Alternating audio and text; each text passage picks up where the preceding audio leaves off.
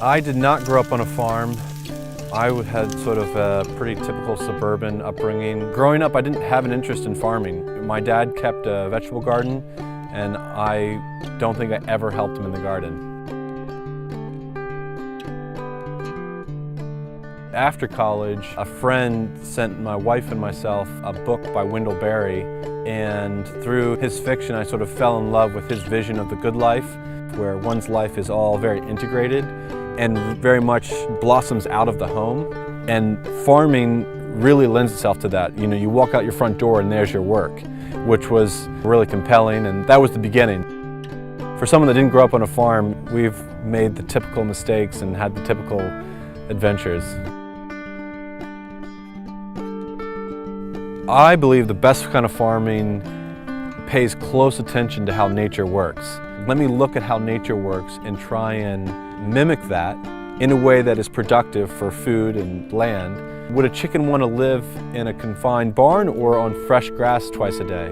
If you look at the chickens in both scenarios, it's pretty clear the chickens really thrive when they're raised in a way that mimics what they'd like to do if they were sort of still wild. It's critical. Otherwise, if you don't pay attention to how nature works, you're going to run into problems, and nature sort of always has the last word. Healthy animals make healthy food. That seems to me like just a very common sense conclusion. So if you're putting animals who would have died had they not been propped up on antibiotics inside your body, that can't be the best model.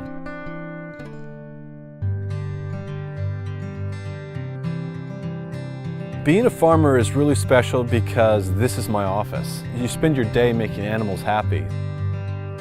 Every little task, they're mundane small tasks, but they all are satisfying because you get to do things that help the things around you thrive. Things about being a farmer that give me the most pride would be when I see the land is more fertile than it was before. So when I'm pulling chicken shelters across the field and I can see the grass that's now growing up from where the chicken shelter was is, this much taller and greener and thicker and lusher because of what we here at the farm and the chickens have done together, that makes me excited. When I'm an old man and if my dream comes true and I'm here and family is, taking over the business from me and I can measure how much better the land is, that will give me a lot of pride. I have no problem having motivation to do what I do. I have a problem stopping doing what I'm doing. I guess, for me, I just love the work. I love working outside. I love doing something that's so clearly beneficial to the animals, the land, the people around me. It's just very satisfying. I mean, when you get out there and you're working hard, it feels good. There's definitely times when I'm stressed out, but the thought never crosses my mind like, maybe I'm gonna go do something else. It's no, I'm gonna do this better.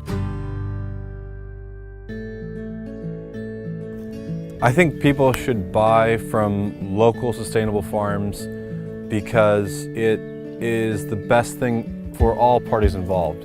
Through all of our decisions, we affect the world we leave behind and the world we create. If you support large industrial or even industrial organic farms, that's the kind of world you're supporting and creating. Or do you want to create a world where there's beautiful farms that are right in their backyard, where there's a viable, noble business for that farmer, where the land is becoming more and more fertile and therefore the food's becoming more and more healthy?